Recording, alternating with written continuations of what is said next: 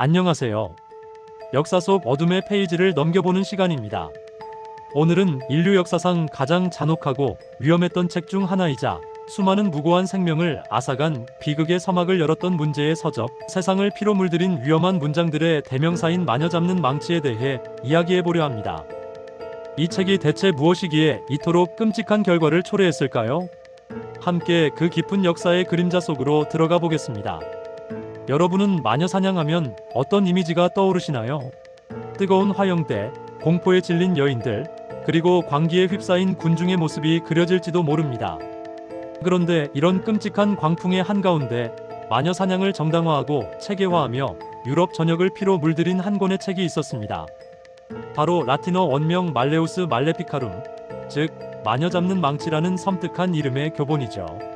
1486년 독일의 두 도미니크회 수도사 하일리히 크레머와 야코 슈프랭거에 의해 쓰인 이 책은 말 그대로 모든 마녀와 이단을 창과 같이 심판하는 망치가 되었습니다.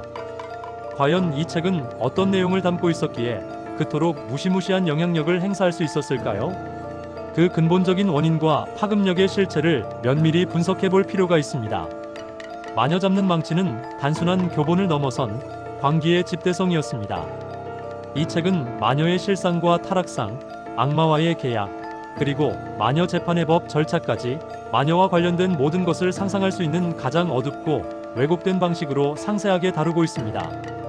텍스트 곳곳에는 마녀가 어떻게 악마와 은밀히 계약을 맺고 그 대가로 초자연적인 힘을 얻어 인간 사회를 파괴하는지, 그리고 왜 여성들이 특히 마녀가 되기 쉬운지에 대한 편향된 주장들이 가득합니다.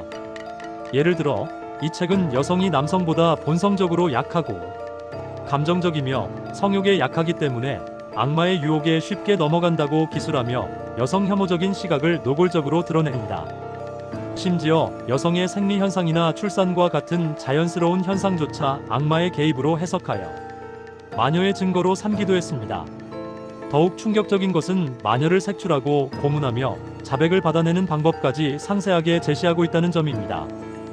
고문을 통해 거짓 자백을 강요하고 그 자백을 기반으로 또 다른 무고한 사람들을 마녀로 몰아가는 연쇄적인 비극을 유도합니다. 이 책에는 마녀를 신문하는 과정에서 어떤 질문을 던져야 하는지, 고문의 강도를 어떻게 조절해야 하는지, 심지어 고문 중에도 마녀가 자신의 죄를 인정하지 않을 경우 악마가 그녀를 돕고 있기 때문이라는 터무니없는 주장까지 포함되어 있었습니다. 마치 마녀 수사를 위한 완벽한 매뉴얼처럼 보였을 이 책은 당시 사람들에게는 성경 다음으로 많이 읽힌 책 중 하나였다고 합니다. 일반 대중뿐만 아니라 법관, 성직자, 심지어 신학자들까지도 이 책을 진리처럼 받아들였습니다. 그만큼 이 책이 가진 파급력은 상상을 초월했습니다. 이 책은 유럽 전역의 도서관과 법정, 수도원에서 필수로 읽혀졌고 그 영향력은 수백 년간 지속되며 수많은 생명을 앗아갔습니다. 이 책의 등장은 중세 후기 유럽 사회의 불안정한 상황과 맞물려 폭발적인 시너지를 일으켰습니다. 당시 유럽은 기근과 흑사병으로 인한 대규모 인구 감소, 종교 개혁으로 인한 극심한 혼란, 그리고 사회 전반에 퍼져있던 미신과 악마에 대한 공포로 가득했습니다. 14세기 중반 유럽을 휩쓴 흑사병은 인구의 3분의 1에서 절반 이상을 앗아갔고 이는 사회 전반에 깊은 트라우마와 불확실성을 남겼습니다. 사람들은 이해할 수 없는 불행과 재앙, 예를 들어 질병, 흉작, 가축의 죽음, 심지어 개인적인 불화까지도 그 원인을 찾으려 했고 마녀는 그 모든 불행을 설명해줄 완벽한 희생양이자 손쉬운 해결책이었습니다. 마녀 잡는 망치는 이러한 시대적 배경 속에서 막연한 공포를 구체적인 마녀 사냥이라는 행동으로 전환시키는 도화선이 되었습니다. 마녀 사냥은 14세기부터 유럽에서 본격화되었지만 이 책이 출판된 16세기 중엽부터 17세기 말 사이에 그 광풍은 극에 달했습니다. 독일, 프랑스, 스위스, 스코틀랜드 등 유럽의 여러 지역에서 동시다발적으로 마녀 사냥이 벌어졌고 무려 20만 명에서 50만 명에 이르는 사람들이 마녀로 몰려 잔인하게 희생되었다고 추정되니 그 비극의 규모를 짐작조차 하기 어렵습니다. 이 수치는 당시 유럽 인구를 고려할 때 엄청난 규모였으며 한 마을의 여성 전체가 마녀로 몰려 처형당하는 일도 비일비재했습니다. 그렇다면 이 책의 내용 중 가장 문제가 되었던 부분은 무엇일까요? 단지 잔인한 내용 때문만은 아닐 것입니다. 첫째, 비윤리적인 고문 정당화입니다. 이 책은 고문과 속임수를 통해 자백을 얻어내는 것을 정당화하며 심지어 마녀로 지목된 사람에게 다른 공범자를 캐묻는 과정을 상세히 안내합니다. 당시의 법체계는 현대와 같은 무죄 추정의 원칙이 없었고 고문을 통해 얻어낸 자백을 유죄의 결정적인 증거로 삼는 경우가 많았습니다. 고문을 견디지 못해 거짓 자백을 하고 그 자백으로 인해 또 다른 무고한 사람들이 마녀로 몰리는 악순환이 끊임없이 반복되었던 것입니다. 이 과정에서 개인의 인권이나 기본적인 존엄성은 완전히 무시되었고 오직 마녀를 찾아내 처벌해야 한다는 광기에 사로잡혀 있었습니다. 둘째, 뿌리 깊은 여성 혐오입니다. 앞서 언급했듯이 마녀 잡는 망치는 여성이 남성보다 육체적, 정신적으로 허약하여 악마에게 더 쉽게 유혹당하고 악마에 홀리기 쉽다고 주장합니다. 이는 마녀 사냥 희생자 대부분이 여성이었던 비극적인 현실을 정당화하는 매우 왜곡된 논리였습니다. 당시 사회는 남성 중심적이었으며 여성은 법적, 사회적으로 낮은 지위에 있었습니다. 독립적인 여성, 지혜로운 여성, 혹은 홀로 사는 여성들은 쉽게 의심의 대상이 되었고 이러한 여성 혐오적 시각은 마녀 사냥을 더욱 부추기는 결과를 낳았습니다. 나아가 이 책은 여성의 생리, 출산, 폐경 등 여성의 몸에서 일어나는 자연스러운 현상조차 악마의 소행으로 몰아붙이며 여성을 더욱 죄악시하는 경향을 보였습니다. 셋째, 증거 없는 주장입니다.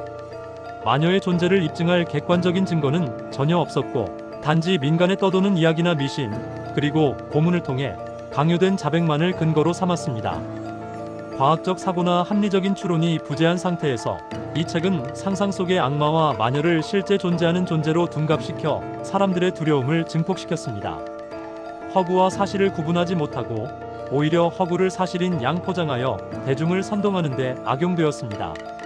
이는 비합리적인 믿음이 얼마나 사회를 병들게 할 수 있는지를 보여주는 중요한 사례입니다. 이 책에 제시된 마녀의 증거라는 것들은 대부분 터무니없는 것들이었습니다. 몸에 있는 점, 피부 변색, 혹은 단순히 낯선 행동이나 비정상적인 사고방식으로 간주되는 것들이 모두 마녀의 증거로 제시되었습니다. 이는 순전히 개인적인 판단과 편견에 의존한 것이었죠. 넷째, 신학적 권위의 오용입니다. 이 책은 표면적으로는 신학적인 논리를 내세워 마녀 사냥을 정당화했지만 실상은 기독교 교리를 자의적으로 해석하고 왜곡하여 자신들의 목적에 맞게 이용했습니다. 악마의 존재와 활동을 과장하고 신의 뜻을 마녀 사냥의 정당한 근거로 제시함으로써 종교적 권위를 이용해 대중의 공포와 광기를 부추겼습니다. 이는 종교가 어떻게 권력 유지와 사회 통제를 위한 도구로 전락할 수 있는지를 극명하게 보여주는 사례이기도 합니다. 교황 인노첸시오 8세가 이 책의 출판을 사실상 승인하는 교황교서 순미스 데시데란테스 SUMMIS DESIDERANTES AFFECTIBUS를 발표한 것도 이 책의 신학적, 법적 권위를 강화하는 데 크게 일조했습니다. 이 교서는 마녀 사냥을 교회의 정식 활동으로 인정하는 듯한 인상을 주었으며 이로 인해 마녀 사냥은 더욱 가속화되었습니다. 이처럼 잔인하고 비합리적인 내용을 담고 있던 마녀 잡는 망치는 유럽 사회에 돌이킬 수 없는 상처를 남겼습니다. 수백 년간 지속된 마녀 사냥의 광풍은 결국 계몽주의 시대가 도래하고 이성과 과학적 사고가 발달하면서 점차 사라지게 됩니다. 하지만 그 상처는 쉽게 아물지 않았습니다. 물론 최근의 연구 동향 중에는 이 책의 영향력이 다소 과장되었다는 주장도 있습니다. 초기 연구는 마녀 사냥의 원인을 지배계층의 권력 투쟁으로 보았으나 최근에는 중세에서 근대로의 이행, 자본주의 발흥, 그리고 뿌리 깊은 여성 혐오 등 복합적인 원인이 작용한 결과로 보는 경향이 더 강합니다. 예를 들어 일부 학자들은 마녀 사냥이 단순히 이 책 한 권의 영향이라기보다는 당시의 복잡한 사회경제적 변화, 민속 신앙과 기독교 교리의 충돌, 그리고 지역 공동체의 내부 갈등 등이 복합적으로 작용하여 발생했다고 분석합니다.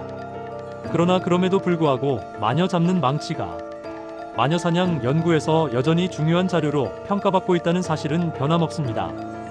이 책은 마녀 사냥의 논리적 근거를 제공하고 재판 절차를 표준화하며 광기를 확산시키는 데 결정적인 역할을 했기 때문입니다. 우리는 왜 마녀 잡는 망치와 마녀 사냥의 역사를 기억해야 할까요?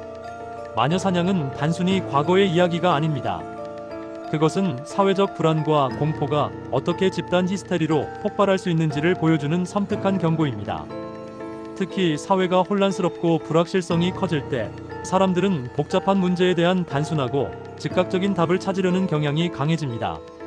이때 특정 집단이나 개인을 희생양 삼아 모든 문제의 원인을 전가하려는 유혹에 빠지기 쉽습니다. 이러한 현상은 역사 속 마녀 사냥뿐만 아니라 현대 사회에서도 다양한 형태로 나타나고 있습니다. 정치적인 목적이나 특정 집단을 공격하기 위한 수단으로 마녀 사냥이라는 용어가 사용되는 현대 사회에서도 그 의미는 여전히 유효합니다. 특정 정치 세력이 반대 세력을 매도하거나 특정 기업이 경쟁자를 흠집내기 위해 여론을 조작하는 행위 등은 현대판 마녀 사냥의 모습을 띠고 있습니다. 언론이나 미디어가 특정 인물이나 단체를 부정적으로 프레임화하여 대중의 비난을 유도하는 경우도 마찬가지입니다. 이러한 행위들은 과거 마녀 사냥과 마찬가지로 사실 확인보다는 감정적 선동에 의존하여 특정 대상을 사회적으로 고립시키고 파멸시키는 결과를 초래할 수 있습니다. 더욱 심각하게는 익명성에 기대어 온라인에서 특정인을 비방하고 공격하는 행위는 현대판 마녀 사냥이라 불릴 만큼 과거의 광기와 닮아 있습니다. 소셜미디어와 온라인 커뮤니티의 발달로 정보의 확산 속도는 과거와 비교할 수 없을 정도로 빨라졌습니다. 이로 인해 한 사람에 대한 부정적인 소문이나 왜곡된 정보가 순식간에 퍼져나가고 수많은 사람들이 사실 확인 없이 비난의 댓글을 달며 공격하는 현상이 빈번하게 발생합니다. 이러한 온라인 마녀 사냥은 피해자에게 엄청난 정신적 고통을 안겨주며 심한 경우 현실 세계에서의 삶까지 파괴하는 결과를 낳기도 합니다. 정보의 진위 여부를 확인하지 않고 무분별하게 비난을 쏟아내는 행위는 또 다른 마녀 사냥을 만들어낼 수 있음을 우리 모두는 경계해야 합니다. 마녀 잡는 망치는 마녀 사냥이라는 비극적인 역사를 상징하는 대표적인 문서입니다. 이 책에 대한 연구는 과거의 잘못을 반성하고 이성이 마비된 광기가 얼마나 무서운 결과를 초래할 수 있는지 깨닫게 합니다. 또한 현대 사회에서 벌어지는 다양한 형태의 마녀 사냥을 경계하고 무고한 희생자가 더 이상 발생하지 않도록 우리 모두가 감시자가 되어야 한다는 중요한 교훈을 줍니다. 우리는 역사적 사실에 근거하지 않은 허구와 왜곡된 믿음이 얼마나 위험한 결과를 낳을 수 있는지 이 책을 통해 똑똑히 보았습니다. 마녀 사냥의 희생자들이 겪었던 고통과 억울함을 깊이 공감하며 다시는 그러한 비극이 되풀이되지 않도록 집단 지성의 힘을 모아야 합니다. 개인의 자유와 인권이 존중받는 사회, 합리적인 비판과 토론이 가능한 사회를 만들기 위해 끊임없이 노력해야 할 것입니다. 과거의 비극을 잊지 않고 현재의 지혜로 삼아 미래를 향해 나아가는 것이야말로 우리가 역사를 배우는 진정한 이유일 것입니다. 감사합니다.